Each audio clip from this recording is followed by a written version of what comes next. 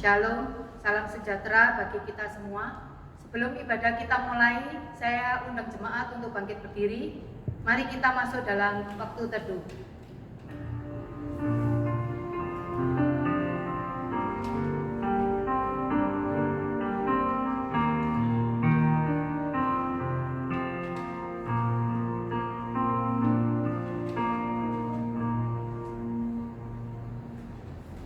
Arahkanlah hatimu kepada Tuhan dan beribadalah kepadanya dengan sikap penyembahan. Ibadah di GKT Nazaret Pospi Aletheia kita mulai dalam nama Allah Bapa, Allah Anak, dan Allah Roh Kudus. Amin. Kasih karunia dan damai sejahtera dari Allah Bapa kita dan dari Tuhan Yesus Kristus menyertai kita sekalian. Sebagai lagu pembuka, mari kita pujikan PPR nomor 26, Rajakanlah Yesus.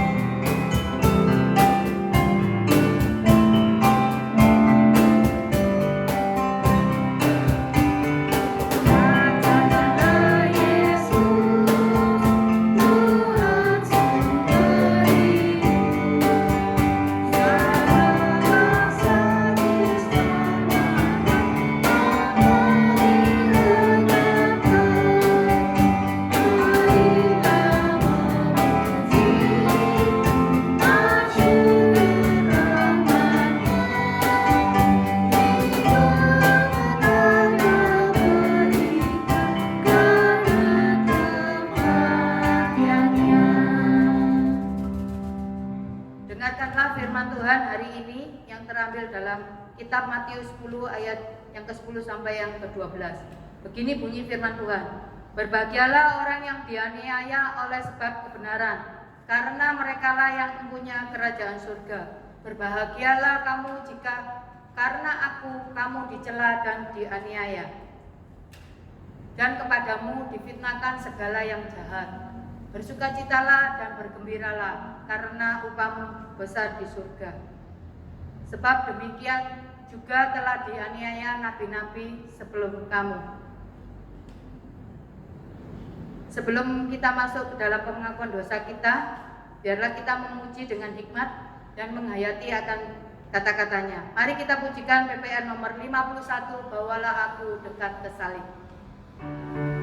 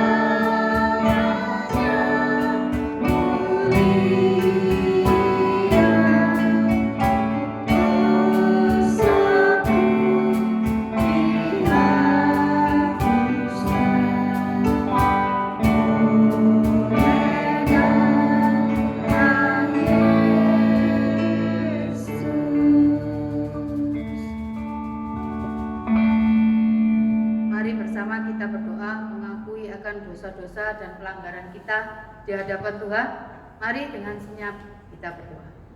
Bapa kami dalam surga, kami mengucap syukur terima kasih Tuhan atas penyertaan dan pemeliharaan-Mu pada hari ini. Kami mengakui akan segala dosa dan pelanggaran yang kami lakukan Tuhan, baik perkataan, perbuatan, ataupun dalam pikiran kami. Ampuni kami Tuhan, ampuni kami. Jika kami telah melakukan hal-hal yang tidak baik, bahkan hal-hal yang jahat, dan seringkali kami jatuh ke dalam dosa. Ampuni kami Tuhan, ampuni kami.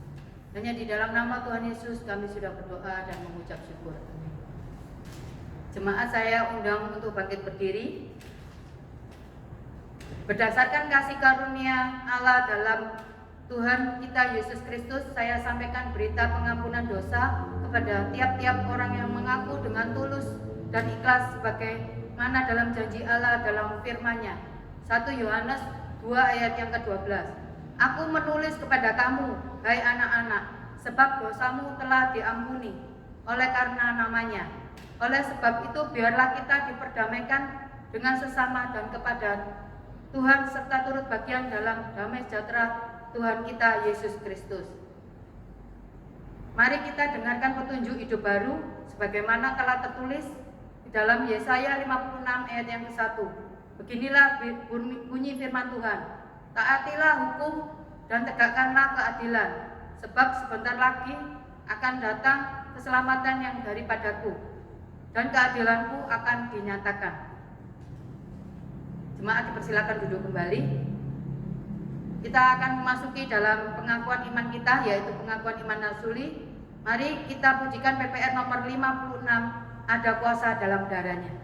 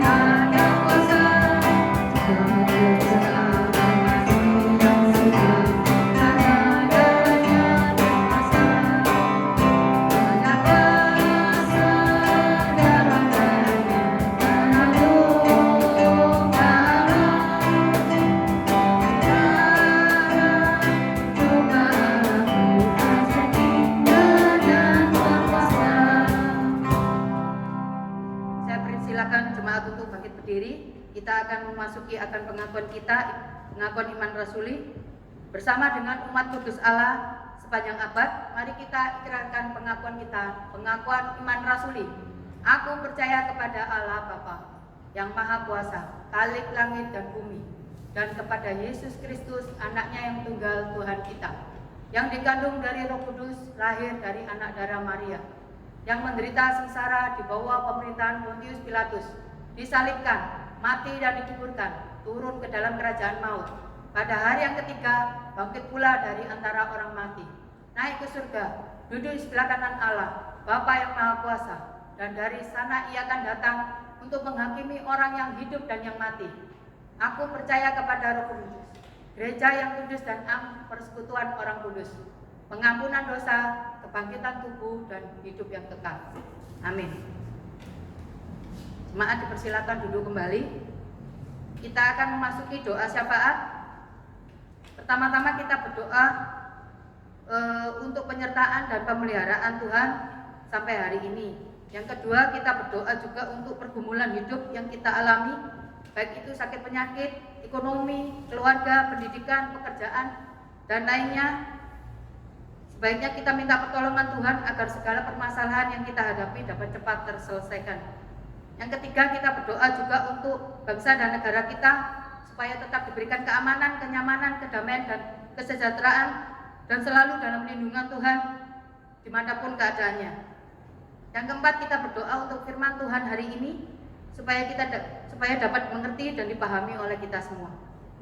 Mari bersama-sama kita berdoa syafaat. Tuhan Allah Bapa kami yang ada di surga, kami mengucap syukur terima kasih Tuhan atas penyertaan, pemeliharaan, dan kesempatan yang memberikan kami pada hari ini, di mana Tuhan selalu membimbing dan menuntun kami supaya kami melakukan hal-hal yang terbaik, hal-hal yang untuk memuliakan nama-Mu Tuhan. Kami juga berdoa Tuhan untuk jemaat yang mengalami pergumulan hidup, mungkin pergumulan hidup dalam sakit penyakit, masalah pekerjaan, masalah ekonomi, dan lain sebagainya Tuhan. Kiranya Tuhan memberikan pertolongan kepada kami.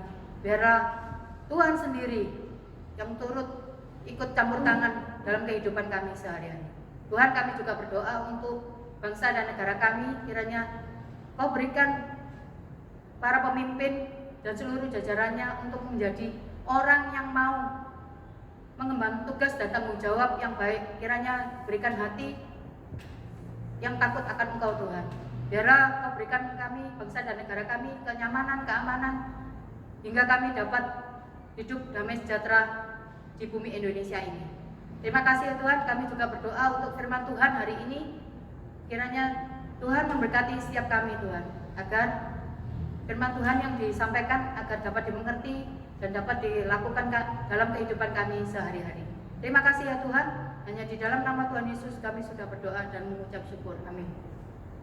Sebelum kita mendengarkan akan firman Tuhan pada hari ini, mari kita pujikan SNR nomor 5, Kasih Pasti Lemah Lembut.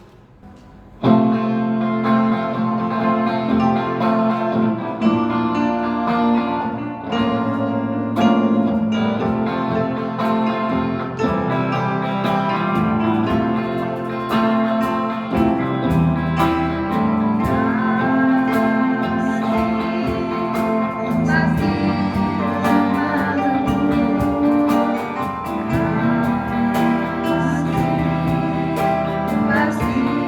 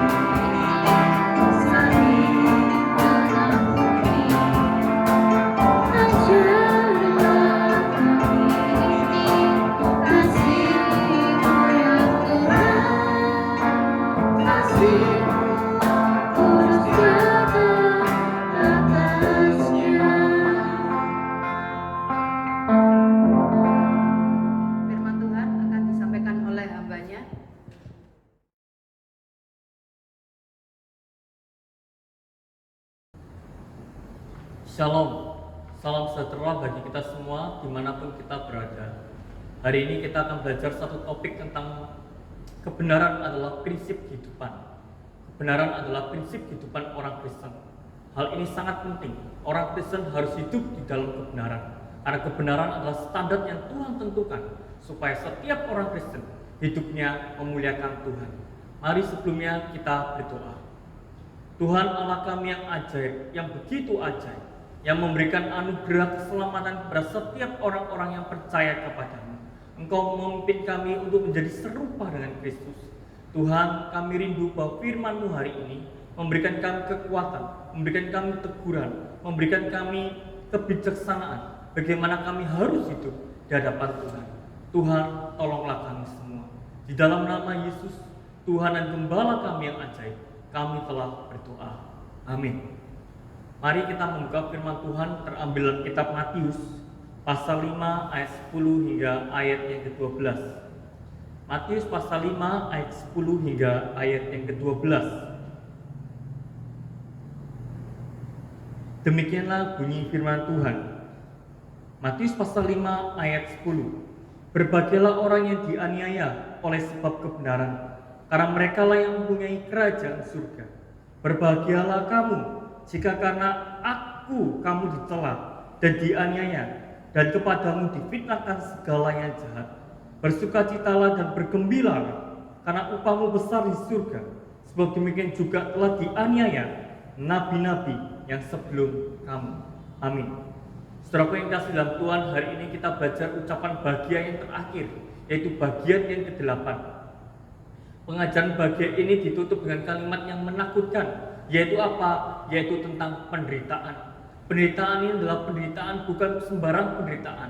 Penderitaan ini adalah penderitaan yang harus sesuai dengan firman Tuhan. Banyak orang menderita, tetapi Tuhan mengatakan tidak berbahagia. Tapi bagaimana penderitaan yang berbahagia itu? Bagaimana penderitaan yang tidak berbahagia itu?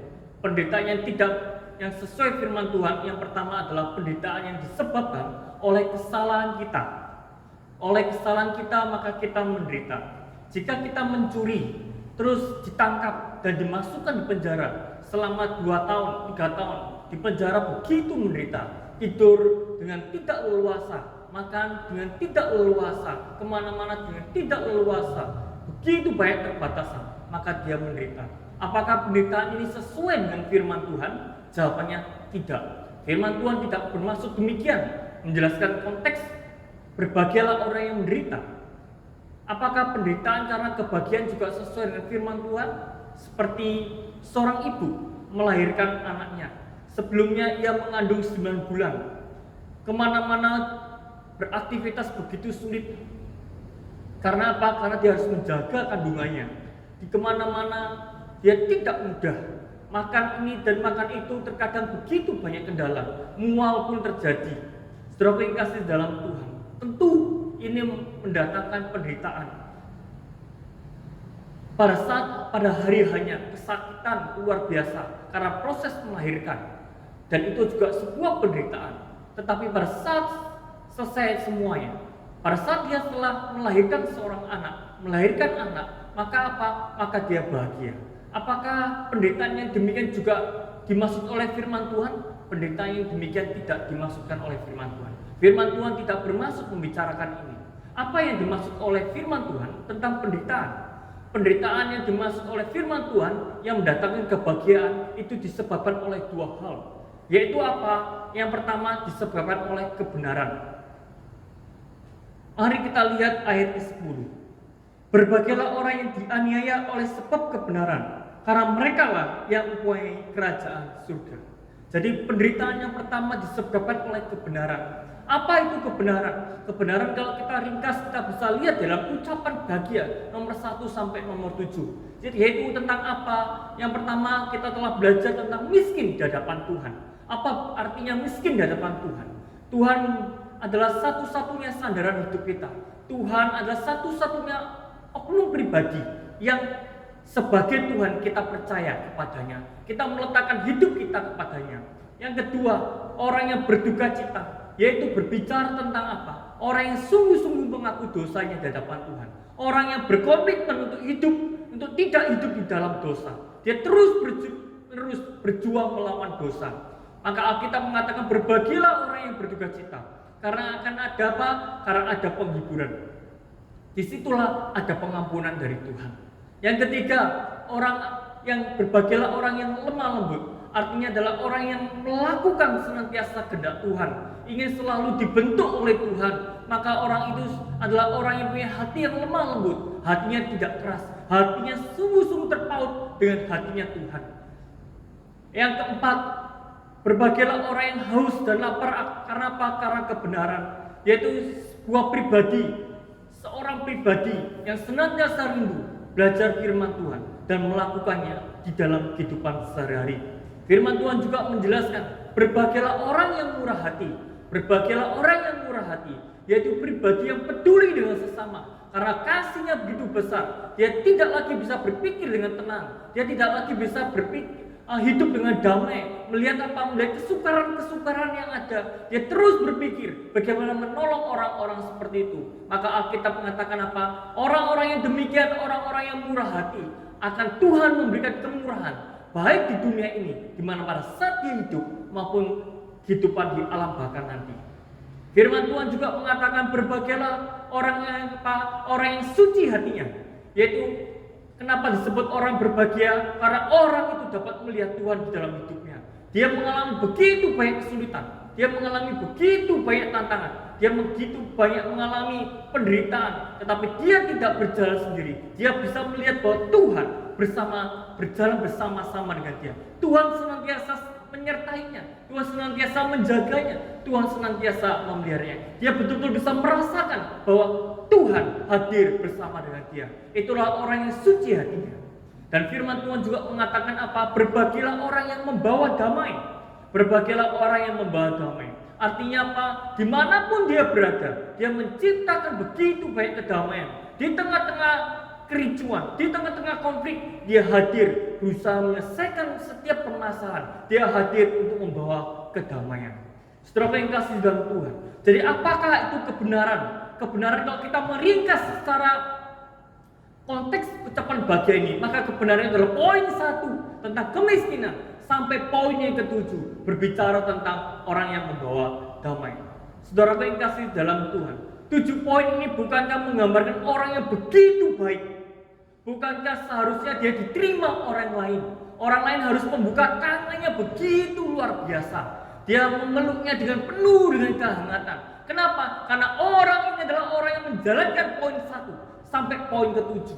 Dia seorang yang lemah lembut. Dia seorang yang penuh dengan perasaan belas kasih. Dia seorang yang melakukan firman Tuhan. Bukankah orang ini adalah orang yang dinanti-nantikan oleh banyak orang, dinanti-nantikan oleh masyarakat, dinanti-nantikan oleh oleh keluarganya. Kenapa? Karena sosok ini adalah sosok yang membawa kebaikan, sosok yang membawa perubahan, sosok yang membawa sesuatu yang luar biasa terjadi di tengah-tengah keberadaannya. Saudara yang kasih dalam Tuhan, tetapi Yesus dengan tegas mengatakan tidak demikian. Yesus mengatakan engkau orang yang membawa kebenaran dari poin 1 sampai poin ke-7. Berbahagialah orang yang miskin sampai berbahagialah orang yang membawa damai. Orang-orang yang demikian adalah orang-orang yang akan ditolak. Orang-orang yang demikian orang-orang yang akan dianiaya. Orang-orang yang demikian orang akan dibenci oleh sekitarnya. Saudara yang kasih dalam Tuhan, sungguh aneh bukan? Sungguh aneh bukan? Saudara, penganiayaan ini timbul karena apa? Karena kebenaran. Kebenaran dia pegang. Padahal kebenaran itu mendatangkan kebaikan bagi orang-orang sekitarnya. Tetapi bukan kehangatan, pelukan dan penerimaan yang diperoleh, tapi justru penganiayaan. Maka saya mengatakan sungguh ironis, sungguh aneh. Ada apa? Ada apa sebenarnya yang terjadi? Kita akan membahasnya. Tetapi kita harus melihat lebih dulu, ada penyebab 2. Penyebab yang kedua, penyebab pertama, kenapa orang itu mengalami penderitaan dan penganiayaan yang begitu luar biasa? Karena membawa kebenaran. Yang kedua, kenapa? Karena Kristus. Ayat 11. Mari kita lihat. Berbahagia kamu jika karena aku kamu dicela dan dianiaya, dan kepadamu difitnahkan segala yang jahat. Saudaraku, kenapa kita mengikut Kristus dianiaya? Kenapa kita mengikut Kristus dianiaya? Karena Kristus telah ditolak oleh dunia. Yesus pernah berkata di dalam kitab Yohanes pasal 15 ayat 18, "Jikalau dunia membenci kamu, ingatlah bahwa apa? Bahwa ia terlebih dulu membenci aku sebelum kamu." Saya ulangi lagi. Yohanes pasal 15 ayat 18 mengatakan dengan jelas, "Jikalau dunia membenci kamu, jikalau dunia membenci kamu, ingatlah bahwa ia lebih dulu membenci aku sebelum membenci kamu." Saudara yang kasih dalam Tuhan, Yesus adalah Tuhan yang menjadi manusia. Dalam wujud manusianya, dia melakukan karya-karya Allah. Dalam wujud manusianya, dia melakukan mujizat-mujizat. Ia menyatakan dirinya sebenarnya adalah Allah. Tetapi kenyataannya saudara, selama hidupnya di dunia, ia mengalami penolakan luar biasa. Pada saat dia lahir, hari pertama, dia sudah dicari-cari. Dan untuk apa? Untuk dibunuh oleh Herodes. Ia ditolak. Pada saat menjelang kematiannya, ia pun tetap ditolak. Ia diadili dan dia difitnah segala yang jahat.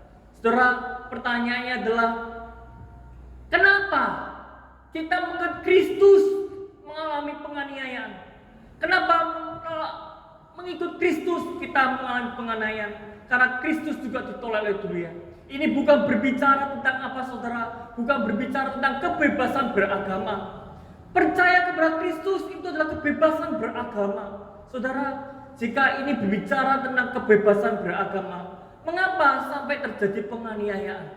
Bukankah orang Kristen yang melaksanakan poin pertama sampai poin ke-7 tentang ucapan bahagia itu adalah membawa kebaikan bagi banyak orang, membawa perubahan yang senantiasa dinanti-nantikan oleh orang, membawa kemajuan yang luar biasa. Jadi ini percaya Kristus mengalami penganiayaan bukan bicara tentang kebebasan agama. Ini ada sesuatu yang paling lebih esensi, lebih prinsip di dalamnya. Kita melihat apa saudara? Kita melihat bahwa orang-orang yang memegang kebenaran, yang kebenaran di dalam Kristus itu tidak merusak orang lain, tidak merusak dunia, tidak merusak sekitarnya. Dia tidak mengganggu siapa-siapa, tetapi kehadirannya adalah kehadiran yang apa? Yang membangun orang lain. Kehadiran yang tidak merugikan orang lain. Tetapi kenyataannya apa? Ada begitu banyak penolakan. Banyak gereja-gereja yang dirusak. Banyak sekali izin-izin gereja yang begitu dipersulit. Begitu juga banyak orang-orang Kristen di daerah-daerah tertentu mengalami pengucilan. Kenapa? Karena dia orang Kristen. Karena apa? Karena dia pengikut Kristus. Saudara yang kasih di dalam Tuhan, bukan saja yang kita bisa lihat, tetapi apa saudara, kita mendengar juga orang-orang seperti orang-orang Kristen di Korea Utara. Saudara, saya mendengar bahwa orang-orang Kristen di Korea Utara begitu banyak penderitaan yang luar biasa. Mereka diambil secara paksa di tengah-tengah keluarga mereka untuk kerja paksa. Setelah mereka kerja paksa, malamnya mereka mau istirahat, mereka tidak bisa istirahat dengan baik. Kenapa? Karena kaki mereka harus ditekuk. Kenapa harus ditekuk kakinya? Jawabannya adalah karena ruang tidur yang diberikan itu begitu sempit. Dan dia tidak diberi makan. Karena begitu lapar dia, maka ia makan rumput. Saudara, itu yang terjadi di Korea Utara. Orang-orang Kristen, mereka adalah orang-orang yang mengikut Tuhan, orang-orang yang setia mengikut Kristus. Bagaimana yang di Cina? Di Cina juga sama saudara. Saya juga mendengar begitu banyak orang yang begitu pintar tapi kehilangan pekerjaannya. Dia juga dijadikan miskin oleh pemerintahan. Ya, kenapa? Karena dia disita harta bendanya oleh negara. Jawabannya cuma satu saudara. Kenapa? Karena dia pengikut Kristus. Bukankah orang percaya kepada Kristus adalah hak setiap manusia? Orang mau percaya kepada Kristus adalah hak setiap manusia. Iya, jika itu masalahnya, kenapa engkau harus dianiaya? Mengapa engkau harus menderita begitu rupa? Sehingga engkau harus dimiskinkan, sehingga engkau harus makan rumput, sehingga engkau hidup tidak sama dengan kehidupan orang lain. Bagaimana dengan Iran? Bagaimana dengan negara-negara yang lain? Begitu baik cerita yang saya dengar saudara. Jadi saudara yang kasih dalam Tuhan, begitu banyak kisah-kisah yang menyedihkan. Jadi, mengapa harus terjadi penganiayaan? Ada satu prinsip di sini, saudara. Ada satu prinsip di sini. Ini bukanlah masalah kebebasan beragama untuk mengikut Kristus. Ini masalahnya apa, saudara? Ini masalahnya karena terang tidak bisa bersama-sama dengan kegelapan. Kebenaran tidak bisa bersama-sama dengan dusta. Minyak tidak bisa bersama-sama dengan air. Karena tidak bisa bersama-sama, maka salah satu harus ada yang dihilangkan. Salah satu harus ada dilenyapkan. Salah satu harus ada yang dibuang. Karena tidak bisa bersama-sama. Terang hadir maka gelap pergi. Pada saat gelap hadir terang tidak ada, maka tidak bisa jalan bersama-sama. Pada saat tidak bisa jalan bersama-sama, satu harus dihilangkan. Siapakah yang harus dihilangkan, saudara? Siapakah yang harus dilenyapkan, saudara? Karena dunia sudah jatuh di dalam dosa. Dan kita tinggal di dunia ini. Kita tinggal di dunia ini, maka kita lah yang akan dihilangkan. Maka kita lah yang akan dilenyapkan. Jadi saudara yang kasih dalam Tuhan, karena kebenaran untuk tetap dalam Kristus menyebabkan penganiayaan. Penganiayaan adalah sebuah tindakan dengan sengaja. Untuk apa? Untuk menyiksa saudara hingga berakhir kepada kematian. Supaya apa, saudara? Supaya Anda dan saya lenyap. Maka Tuhan mengatakan, jika engkau dianiaya karena aku, engkau berbahagia. Bukankah juga Tuhan berkata dengan jelas, engkau mau mengikut aku? Maka satu hal yang aku tanyakan padamu, apakah engkau siap menderita? Apakah engkau siap memikul salib? Kenapa Tuhan Yesus bertanya demikian? Karena terang tidak bisa bersama-sama dengan kegelapan. Karena kebenaran tidak bisa bersama-sama dengan dusta. Harus ada satu yang dilenyapkan. Karena dunia sudah jatuh dalam dosa. Maka engkau orang-orang terang. Maka engkau orang-orang pengikut Kristus yang harus dilenyapkan, harus dihilangkan dari dunia ini. Saudara yang kasih dalam Tuhan, pengikut Tuhan diberhadapkan dengan pilihan antara kebenaran di dalam Kristus ataukah dunia. Pilihan ini juga pernah ditawarkan kepada para nabi-nabi sebelumnya. Kita lihat ayat yang ke-12. Demikianlah bunyi firman Tuhan. Bersukacita dan bergembiralah, karena upahmu besar di surga. Sebab demikian juga telah dianiaya nabi-nabi yang sebelum kamu. Sebab demikian juga telah dianiaya nabi-nabi yang sebelum kamu.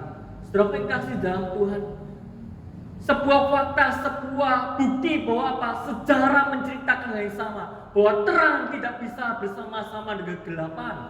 Kebenaran tidak bisa bersama-sama dengan dusta. Apakah fakta itu, apakah sejarah itu yang menceritakan tentang penolakan yang luar biasa? Kita bisa melihat Yesaya dipanggil Tuhan 740 sebelum Masehi, saudara. Sebelum Masehi, saudara, itu sudah mengalami penolakan luar biasa, penganiayaan yang luar biasa. Ia mati digergaji menjadi dua, saudara. Oleh siapa? Oleh Raja Manasye yang yang menggantikan posisi ayahnya, yaitu Raja Hizkia. Yesaya adalah orang yang luar biasa, saudara. Dia seorang yang dari keluarga kerajaan. Dia seorang yang berpendidikan tinggi. Dia seorang yang dipanggil Tuhan untuk menjadi nabi. Tetapi pada saat 740 sebelum Masehi, itu sudah terjadi penolakan. Itu sudah terjadi penganiayaan yang luar biasa. Sejak semula dunia sudah tidak bisa menerima kita. Kita lebih maju lagi kita Yeremia. Yeremia, saudaraku kasih dalam Tuhan. Nabi Yeremia pasal 38 ayat 1 sampai 28. Di situ juga dijelaskan tentang apa? Bahwa Yeremia sempat pernah dibuang di dalam sumur yang begitu dalam, yang begitu bau, yang begitu gelap. Gara-gara apa? Dia menyatakan tentang kebenaran. Siapakah yang melakukannya, saudara? Pada saat itu yang melakukan adalah orang-orang Yahudi. Kita lebih lagi maju lagi. Kita lihat Stefanus. Stefanus, saudara, mati kenapa? Mati dirajam batu. Mati dirajam batu. Begitu juga dengan Paulus. Dia dipenggal pada saat apa? Pada saat pemerintahan Nero. Kita juga bisa melihat tentang Yakobus, anak Aleheus. Dia dilempar dari bait Allah. Dia pada saat itu dia adalah seorang gembala sidang. Dia seorang pemimpin gereja. Dia ditangkap dan dipaksa sampai ke atap bait suci.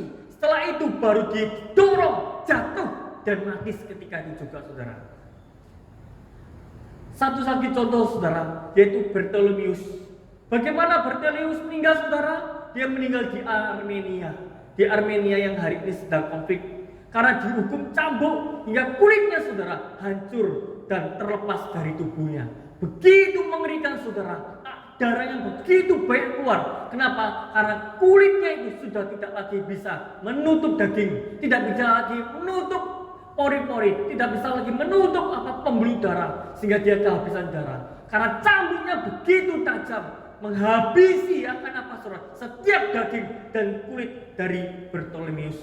Saudara yang kasih dalam Tuhan, dari 740 sebelum Masehi sampai sesudah Masehi itu terjadi, bahkan terjadi sampai hari ini. Ini membuktikan, saudara, sebuah fakta, sebuah sejarah yang tertulis bahwa dunia tidak bisa menolak, dunia tidak bisa menerima kebenaran di dalam Kristus. Saudara yang kasih dalam Tuhan, dunia tidak dapat menerima keberadaan kebenaran dalam mengikut Kristus. Terang tidak lagi bisa bersama-sama dengan kegelapan, dan kebenaran tidak bisa bersama-sama dengan dusta. Suatu kondisi yang diberhadapkan pada saat itu kepada para nabi-nabi, kepada murid-murid Tuhan. Engkau pilih kebenaran di dalam Kristus, ataukah engkau pilih dunia? Tetapi dengan sejarah mencatat, Alkitab mencatat dan menegaskan apa? Para nabi, para rasul, para murid-murid Tuhan Yesus memilih kebenaran di dalam Kristus. Kenapa mereka memilih kebenaran di dalam Kristus, saudara? Karena apa? Karena mereka tahu bahwa apa? Bahwa yang kekal tidak sebanding dengan yang sementara. Yang kekal tidak sebanding dengan sementara. Yang asli tidak sebanding dengan yang palsu. Yang asli tidak sebanding dengan yang palsu. Saudara, jika engkau hari ini punya emas asli murni, ya 10 gram. Ada orang yang datang dan menawarkan, saya tukar emas kamu dengan 10 kilo emas. 10 kilo emas. Ya, 10 gram ditukar 10 kilo emas, tapi 10 kilo emasnya palsu, saudara. 10 kilo emasnya palsu. Pertanyaannya adalah, apakah engkau mau? Saudara, jika engkau mau ditukar 10 gram emas dengan 10 kilo emas palsu, jika engkau mau, saya katakan sangat amat bodoh sekali. Bagi saya tidak akan pernah mau. Karena yang asli tidak sebanding dengan yang palsu. Tidak sebanding, yang kekal juga tidak sebanding dengan sementara. Para murid-murid, para rasul, para nabi tahu bahwa apa? Bahwa penderitaan zaman sekarang itu tidak sebanding dengan kemuliaan yang dinyatakan kepada siapa? Kepada anak-anak Tuhan. Maka Paulus mengatakan di dalam Roma 8 ayat 18 mengatakan, sebab aku yakin bahwa penderitaan zaman sekarang ini tidak dapat dibandingkan kemuliaan yang akan dinyatakan kepada kita. Paulus menegaskan tidak sebanding. Maka Tuhan Yesus berkata, karena tidak sebanding itu, maka Tuhan berkata, berbahagialah engkau yang dianiaya karena kebenaran di dalam Kristus. Karena apa? Karena mereka yang mempunyai kerajaan surga. Kenapa? Karena upah mereka begitu besar. Upah mereka begitu besar, disimpan di tempat yang luar biasa. Karat tengah pencuri tidak dapat mengambilnya. Kenapa? Karena harta ini luar biasa, disimpan di surga oleh Tuhan untuk kita. Bukankah ini menggambarkan apa? Menggambarkan upah yang luar biasa yang Tuhan berbicarakan di dalam pasal 5 ayat 12 ini. Bukan itu saja, dikatakan firman Tuhan, ada kerajaan surga yang disediakan bagi orang-orang yang menderita, mengalami penganiayaan karena kebenaran di dalam Kristus. Saudara yang kasih dalam Tuhan, tidak sebanding penderitaan zaman sekarang.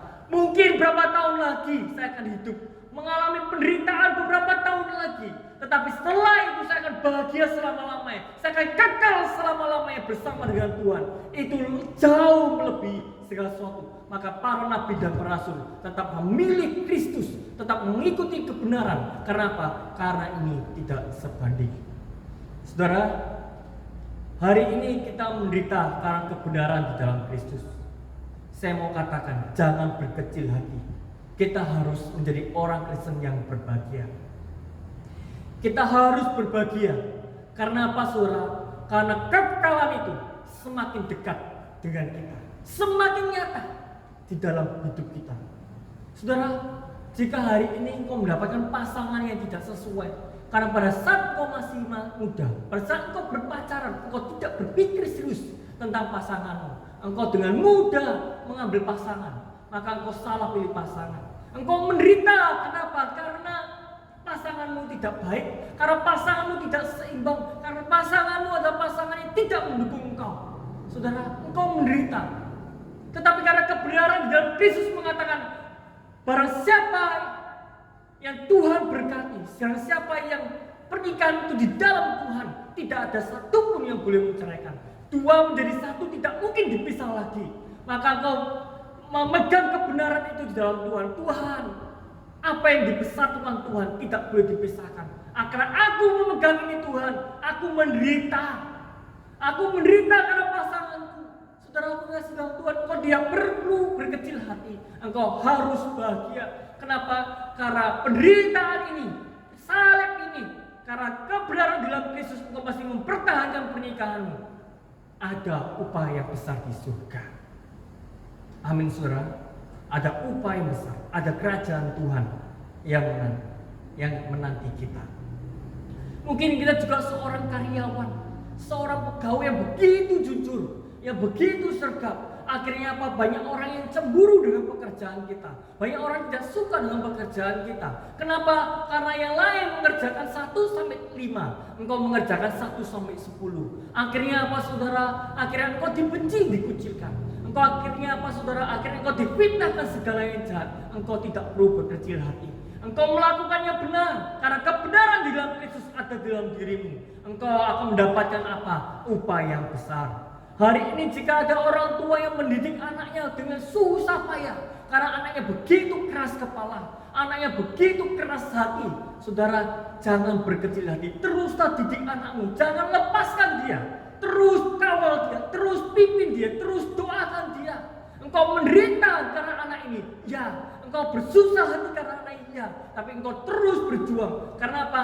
Karena di dalam kebenaran Kristus kita dititipkan anak-anak. Untuk apa? Untuk anak-anak yang mencintai Tuhan, untuk anak-anak yang memuliakan Tuhan. Maka Tuhan memakai kita untuk mendidiknya.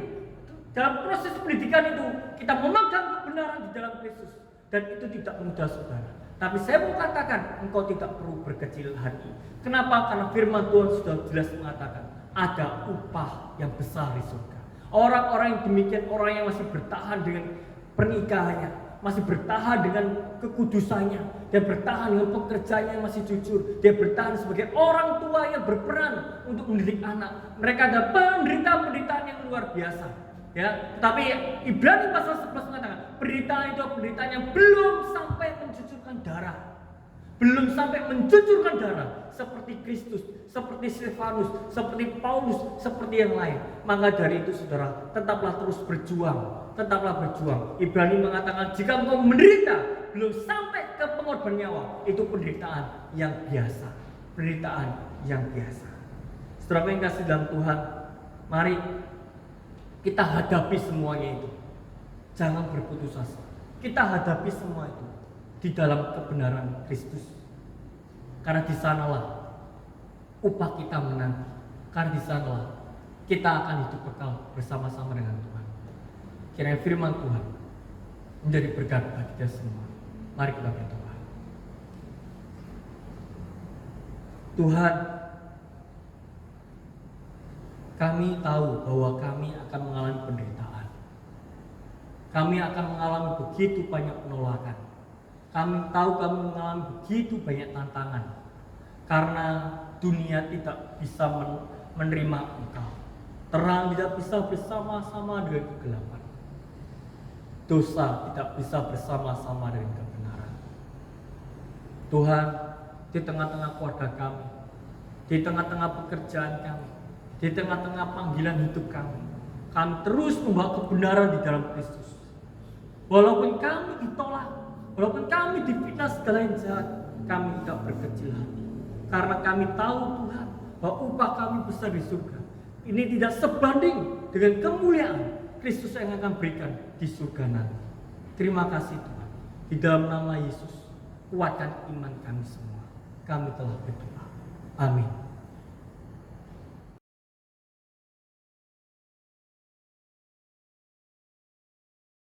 Mari kita nyatakan syukur kepada Tuhan dengan perbuatan dan dengarlah firman Tuhan. Hendaklah masing-masing memberikan menurut kerelaan hatinya, jangan dengan sedih hati atau karena paksaan, sebab Allah mengasihi orang yang memberi dengan sukacita. Persembahan dapat dilakukan nomor 1 yaitu transfer melalui bendahara gereja atas nama Cynthia Wangsawinata, rekening yang tertera di slide. Yang kedua, bisa dikumpulkan di rumah.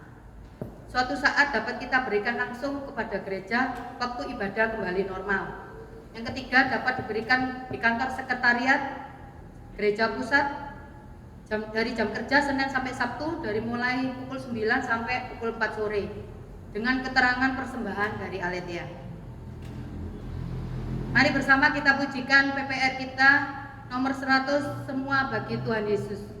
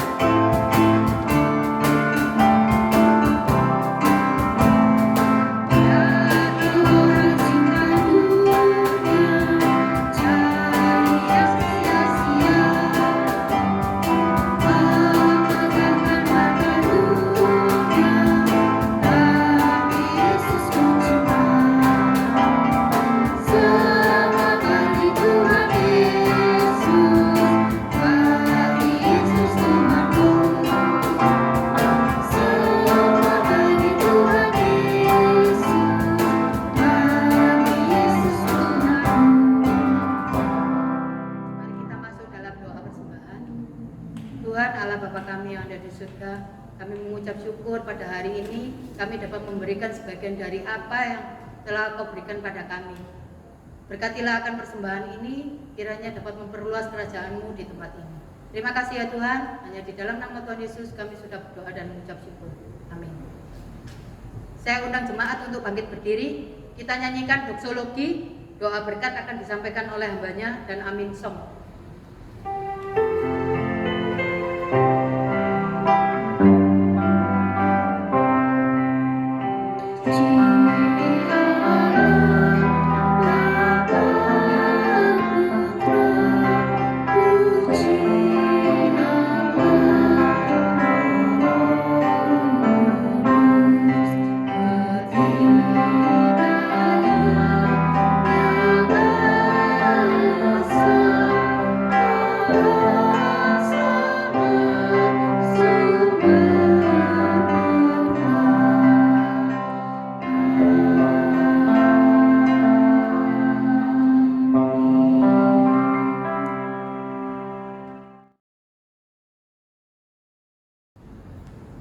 Sidang jemaat yang terkasih dan mengasihi Tuhan, karena terang tidak bisa bersama-sama dengan kegelapan, maka Tuhan berkata kepada kita, bersiap-siaplah, kuatkanlah diri kita masing-masing. Karena apa?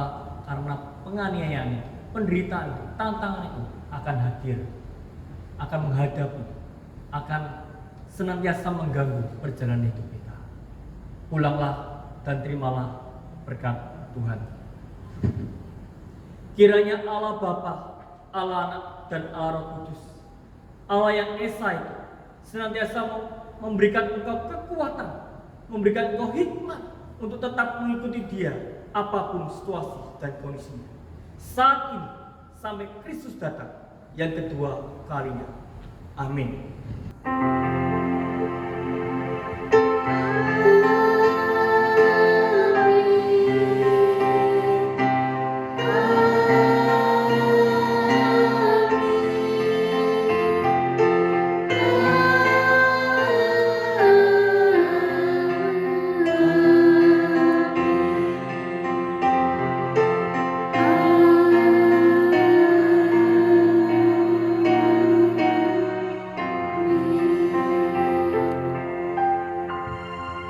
Jemaat dipersilakan duduk dan silakan mengambil saat teduh. Tuhan Yesus memberkati.